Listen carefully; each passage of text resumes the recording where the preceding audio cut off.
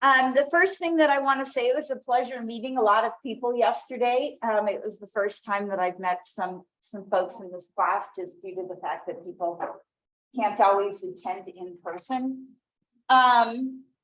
In terms of the test, in all honesty, I have not started grading it yet. I was in meetings till 5, and then my daughter had to move yesterday. And so right after I was done at work, I went and helped her move. And so I will be grading the test. You'll get it back for sure this week. I'm really type A person. So like, I will get your test graded as soon as possible. I don't love grading, but I love to get it done as soon as I can. Typically, I'm like the next day done. But again, I needed to help my daughter yesterday.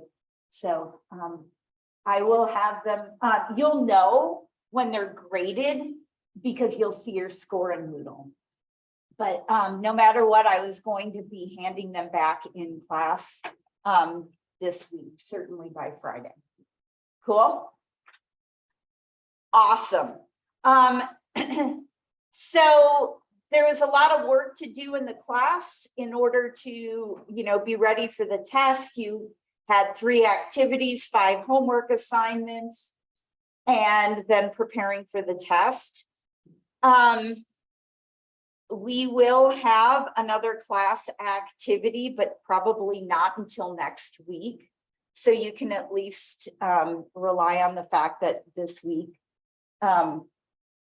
should be somewhat chill in this class, which hopefully is in good timing with what you have going, excuse me, in your other classes. Have you had exams in your other classes yet? Yeah. Do you have more tests this week? Today. Okay. Well, I'm glad I'm not adding to that. 3 tests. Oh my goodness, Sally.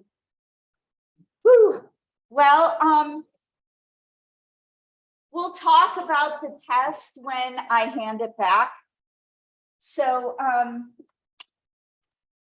what I would like to do is move on to lesson 6. Cool. Awesome. Does anyone have anything fun or amusing to share with us before we start? I always like amusing stories. Or no? All right then. So what we're doing in lesson 6 is picking up where we left off in lesson 5. Okay, we're going to dive in a little bit deeper. Again, everything that we're doing is going to depend upon the previous material. I just ask that you please stop and ask me questions as you have them. Okay. People did how they did on the first test, and we'll talk more about the test, like I said, probably on Friday. But this is a place that you can move forward. No one test affects your grade that much. It looks a lot better at the end of the semester, for example, if you improve as the semester continues rather than start up here and tank and go downhill. So, I notice all of those things, and I also design the class in such a way so that the tests aren't worth any more than your online homework or your class activities. So there's, what are those called in golf when you get redos? What are they? Yeah, there's a lot of mulligans that exist in the class. All right. So this section is on what we call conditional probability. And then there's something in here called Bayes' theorem. And then we're also going to talk about independence. Okay. So this builds off of what we were doing in lesson 5. In particular, we're going to really be playing with a lot of tree diagrams as well as our Venn diagrams. Okay. The Bayes theorem actually is an entire formula that I never ever show you because I think it's a lot easier to just intuit it using a tree diagram as opposed to looking at the formula. I'll show you. Okay, so let's kind of go back to something we're familiar with. And suppose we say that 2 fair coins are tossed. Can we write the sample space for this experiment? Sure we can. Okay, what's one possibility that we could get?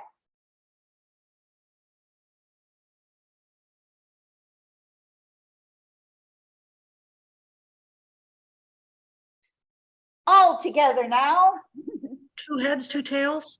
Awesome, we could get 2 heads. We could get 2 tails. What else could we get? A head's a tail and then a tail head. Awesome. Don't forget what we've already done. Okay, so what if I asked you to find the probability that we got 2 heads? What's the probability of that? Well, in how many ways can you get 2 heads? 1 way out of a total of 4. You with me here? Okay. I feel like I'm just waking you up on a Monday morning. All righty. So suppose, and this is not just a suppose a little birdie was watching above while I'm doing this experiment. And this little bird whispered in my ear. And what she said is, hey, Lauren, at least 1 coin landed on a head. This is like insider information, right? Like the little bird watching over this coin toss. Okay. I claim because of that added information, I have a new sample space, right? My new sample space, I'll call that N. What do I know from my original sample space totally did not happen because birds don't lie?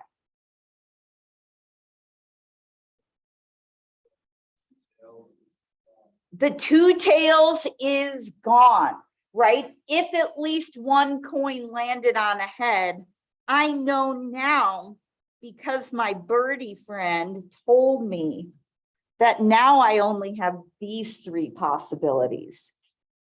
So given this extra information, what now is the probability that we get 2 heads? 1/3.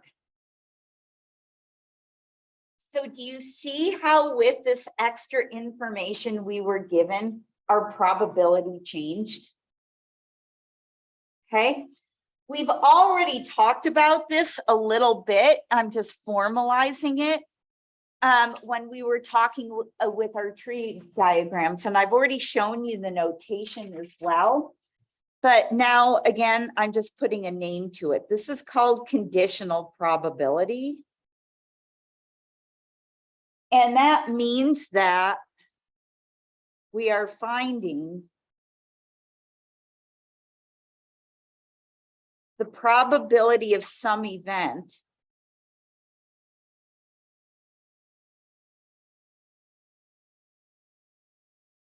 given that another event has occurred.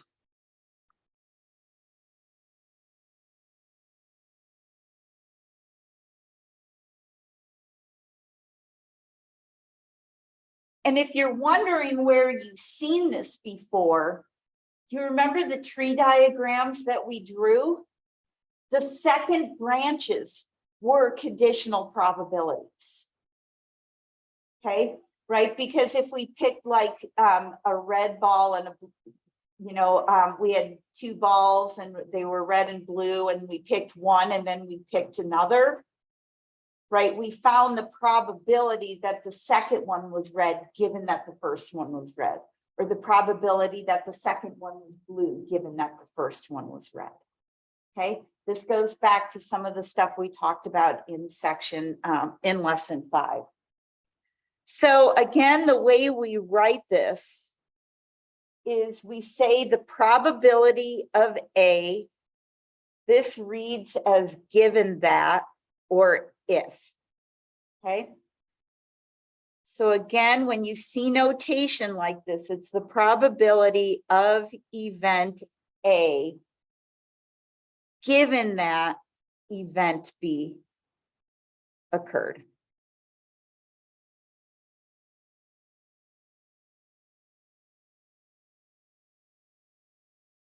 Does this look somewhat familiar from last week? Recording in progress.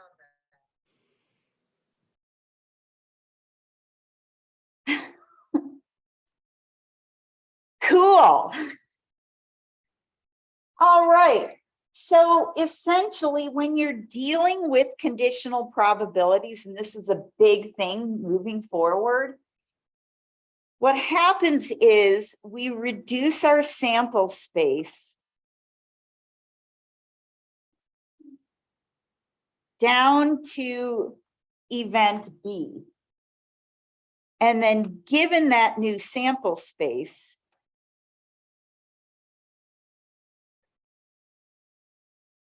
we find the probability that event A happens.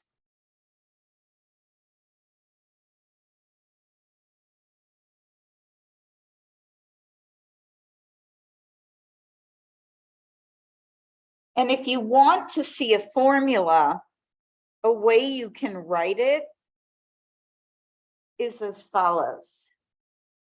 And I'll explain this.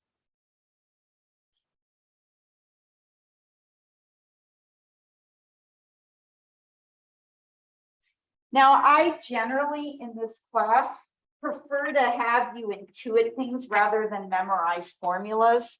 Because again, you're taking this class because seemingly you're going to take these ideas and apply them to whatever it is you're studying. Life just does not tend to be handed to you in formulas. So to me, the understanding is really, really what's important. So what I want to say is essentially you reduce your sample space down to B, and then given that reduced sample space, you want to know when A also happens. Okay. And note you have to have that the probability of B is non-zero because you can't divide by 0. Now, these things are given in terms of words a lot. So what I like to do is give you suggestions on how to read these things, okay? So I'm about to give you probably one of the more helpful hints that I can when we're talking about conditional probability. Y'all got this? Okay. You're all very quiet today. Do you need a day off? That's exactly how I felt. I went for my run this morning and I got back and I'm like, I need a day off. But no such luck. But I feel it. Okay. So here's my hint. And this will make sense once we start practicing. Okay. You reduce your sample space down to the event that immediately follows your conditional word or phrase. Most often, what people have trouble figuring out is which event are we wanting to find the probability of and which event already occurred. Okay, so there are some nice things about the English language. It's a very quirky language in general, but there are some basic patterns to follow. And this is a really, really important one. So you might ask, well, what are our conditional words and phrases if or given that? Okay. So whatever event immediately comes after these words is the event that you're reducing your sample space down to. So what I'm going to do is I'm going to draw a table, and we're going to play with this table. Parts of it are going to be very similar to what you were tested on yesterday, but then we're going to move into introducing some conditional probability with that as well. Okay, so suppose there's a teller's window at a bank. And what they did is they counted the number of people who drove through that teller's window. And what they talked about are the people who made a deposit, no deposit, and then total.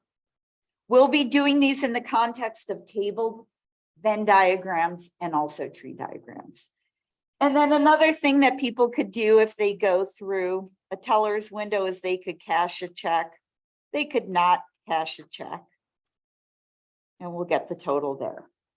Now remember, these numbers are given to you. So we have 60, 20, 80, 30, 10, 40, and then 90, 30, and 120. Okay.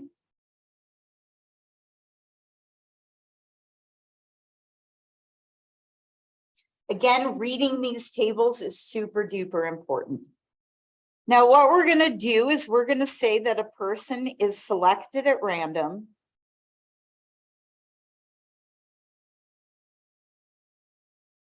And we want to find the probability that, all right, this is where the fun begins. Okay.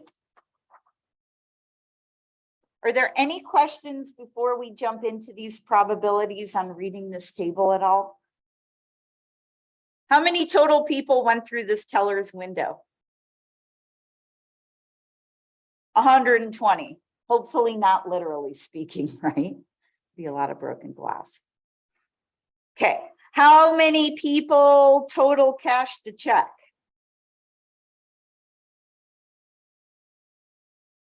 90. How many total people did not make a deposit? 40. Good. Okay. So let's first find the probability that the person makes a deposit. Note, I'm starting with where we have left off class. So this is nothing new, hopefully. Well, what's the probability that a randomly selected person makes a deposit? How many total people in this table made a deposit? 80. And what's the total number of people? 120. You cool there? All right. How about, let's find the probability that the person cashed the check and did not make a deposit.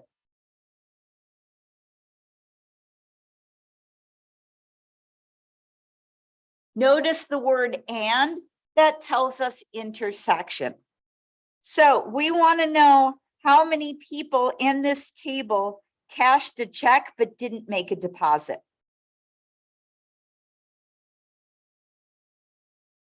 Good. Here's cashed a check. Here's no deposit. We want the intersection. So we can say that's 30 over 120. Are y'all with me this far? Okay. All right, how about this? The person did not cash a check or did not make a deposit.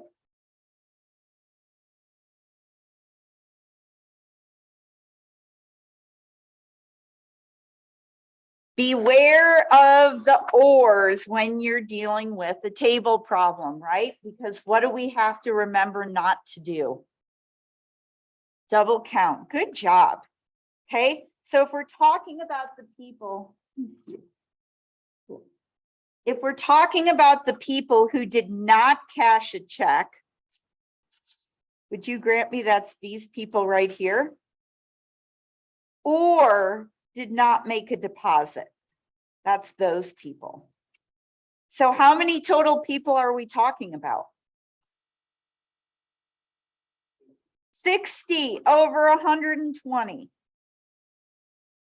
Okay, do you see how these follow what we've been doing thus far?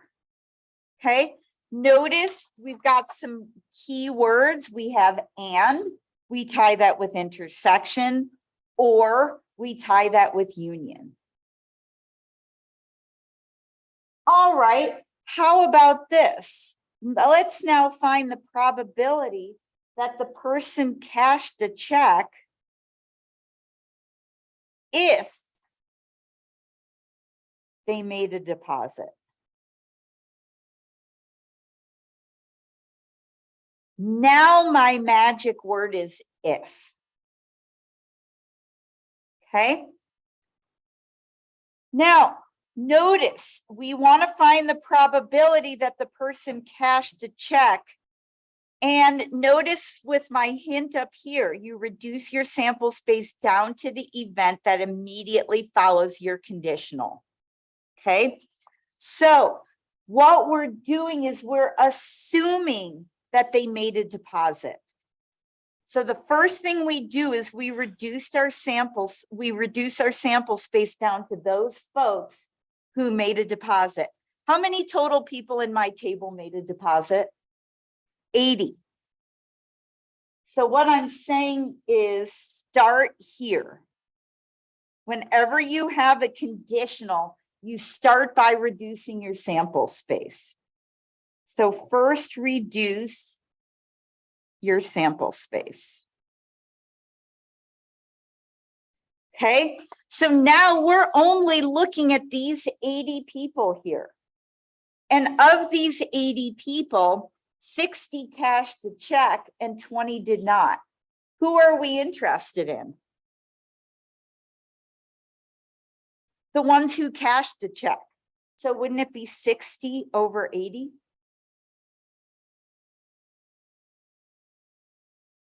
Now, if this is funky, that's fine. This is our first conditional probability question.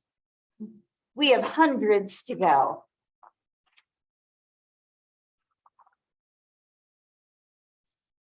Are there questions this far? I see a chat on Zoom and I want to make sure. Okay, cool. All right, let's now do this one. Let's now find the, how about if I say, if the person cashed a check, find the probability they made a deposit.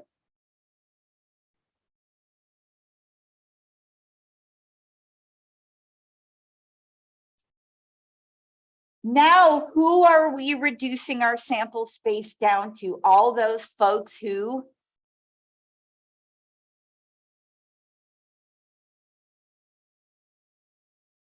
Where's our conditional? Okay, remember, notice over here, the conditional happened in the middle of the sentence. Here, the conditional is happening at the start of the sentence. Regardless, you reduce your sample space down to whatever comes after the word conditional. So here we're reducing our sample space down to all those folks who cashed a check. That's these 90 people. We're not looking at anybody else now. Okay, the birdie told us that these people cashed a check. Now, of these people who cashed a check, 60 made a deposit and 30 did not. Who are we interested in? The 60.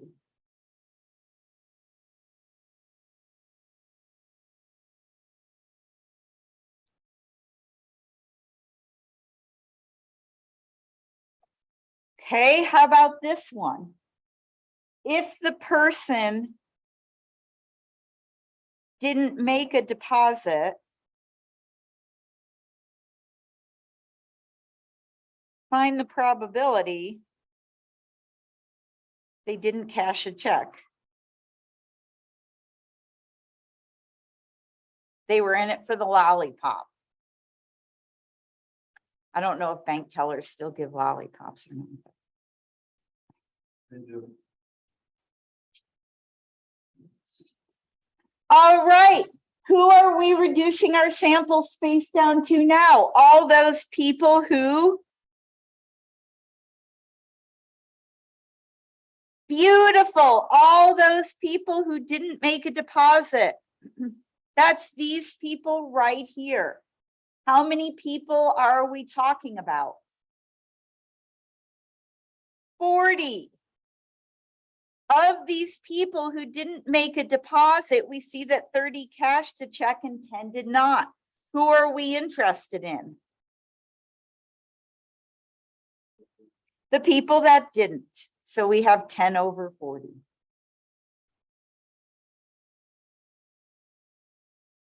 Okay, are there any questions this far?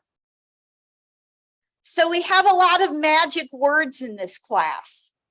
And, or, and now we have if. Okay.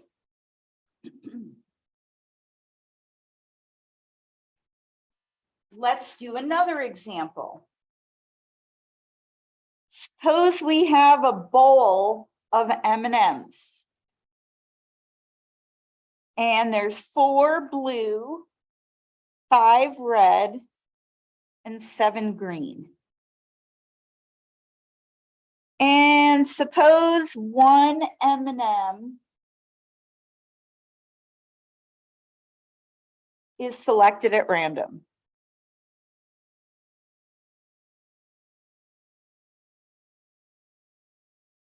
Find the probability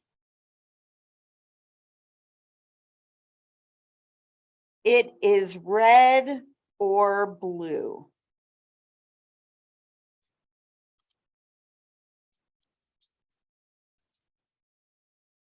This should also look similar to our test. Okay. Well, how many total M&Ms are in my bowl?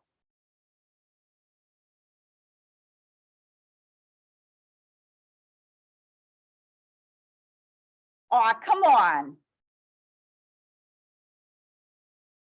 How many M&Ms are in my bowl? 16. How many of them are red or blue? 9.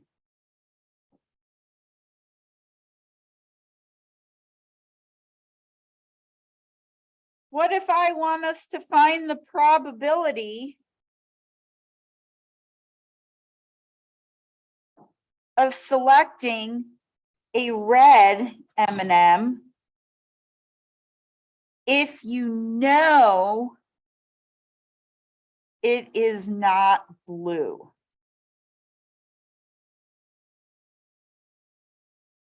What's the word? If. We're reducing our sample space now down to the fact that we know it's not a blue M&M. So now what does my reduced sample space consist of?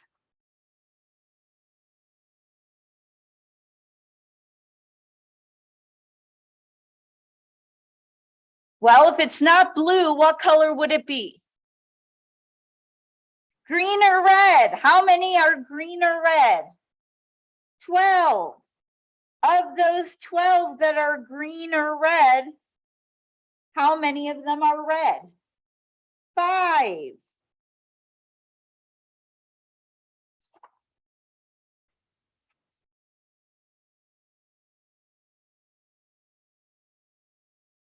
Oh, boy. I should have brought some green tea to class today or something, huh? All right. Ready? Let's do another one. Yes, okay. Suppose now, so we've seen it with a table, we've seen it with just like a general probability. Now we're going to do a Venn diagram. Suppose there's 220 people in a room. I don't know. Someone yell out, what's your favorite food? Steak. Okay. 100 people like steak. Someone else say what your favorite food is. It can't start with an S. That's my only.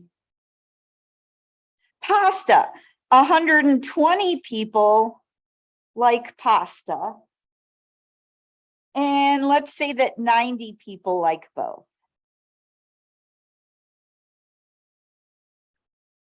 Can we fill in a Venn diagram? We hope. Isn't this nice reinforcement of what we've just been doing? All right, so I've got my pasta people and I've got my steak people. When I fill in a Venn diagram, where do I start? In the middle. How many people like pasta and steak? 90. 120 people like pasta. This is my entire pasta circle. It would be 30. Good, we've accounted for 90, so we have 30 left here. We have a total of 100 people liking steak. Here's my steak circle. We've accounted for 90, so what has to go here? 10. Am I done? No, presumably there's some people in that room who don't like pasta or steak. Well, how many people have we accounted for? We've accounted for 130 people, right? 30 plus 90 plus 10. How many total people are in the room? 220. So we can subtract to get those people who don't like either one.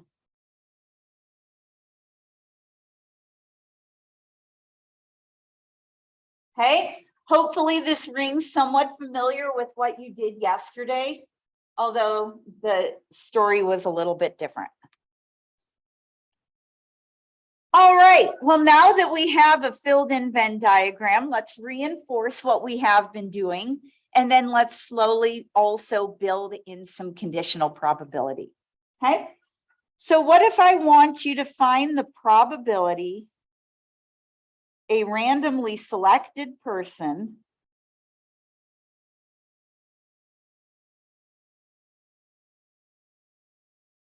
how about only liked pasta?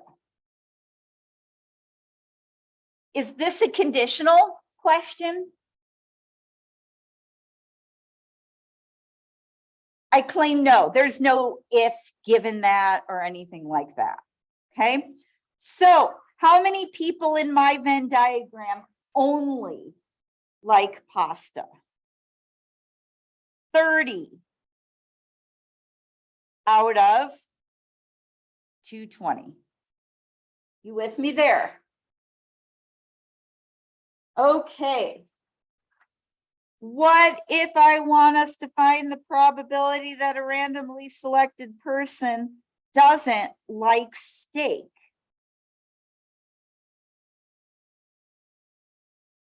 Well, how do we find that region in our Venn diagram? Don't we cover up the steak circle?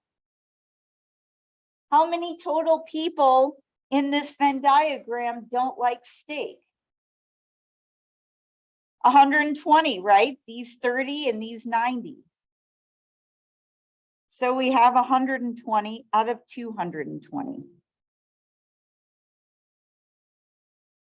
You with me there? Okay, what if I want to find the probability that a randomly selected person likes steak if they like pasta?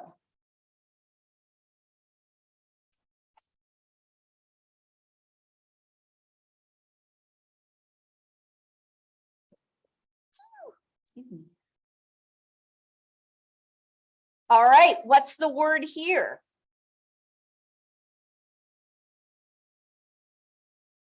If. Okay, who are we reducing our sample space down to here? All those people who like pasta. Good. So, my friends, we are completely reducing our sample space down to the pasta people. How many people total in this Venn diagram like pasta? 120. Okay, again, start with your denominator, your reduced sample space. Of these people who like pasta, who likes steak? These 30 or these 90? The 90, right? Because these 90 also overlap my steak.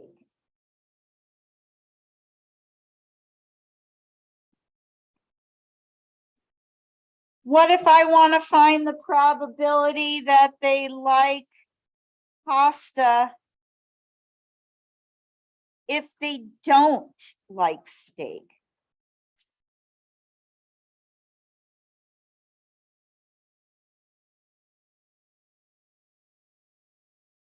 Now, who are we reducing our sample space down to? All those folks who don't like steak. So I'm going to cover up my steak circle. Do you agree it consists of these two regions? What do these two regions add up to? 120. Of these 120 people, are we interested in these 30 or these 90? We're interested in those 30 because we want them to like pasta, so they got to be in my pasta circle.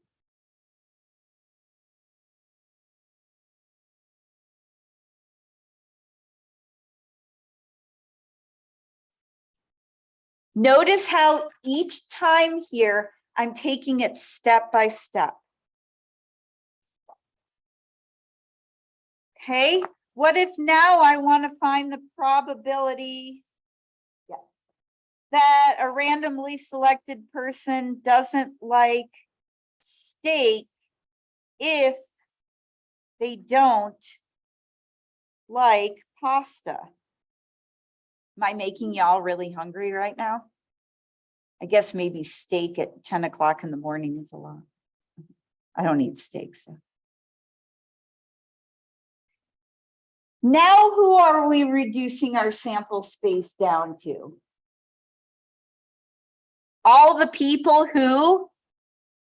Good. You're doing awesome. Okay, we're reducing our sample space down to all the people who don't like pasta. So I'm going to cover up my pasta people. Okay, how many total people don't like pasta? 100. Okay, of these 100, notice we have two separate categories. There's these 10 who like steak and these 90 who don't. Who are we interested in? Those who don't, so it's 90. So I want you all to notice that as I reduce my sample space, that is all I look at. I ignore the rest of it, okay? So for example, here we're some people would say, well, these 30 people don't like steak, but they're not in my reduced sample space. That's why I always say start with reducing your sample space first, and then from there, pick the relevant number. Does that make sense?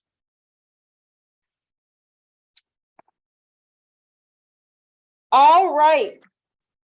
Well, the next thing that we are going to do is draw a tree diagram.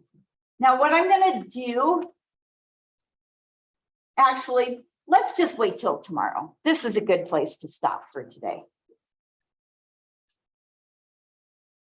Okay, so tomorrow we're gonna jump right into trees. Y'all okay? Okay, I hope you have an awesome day. I hope you get some relaxation in. See ya tomorrow.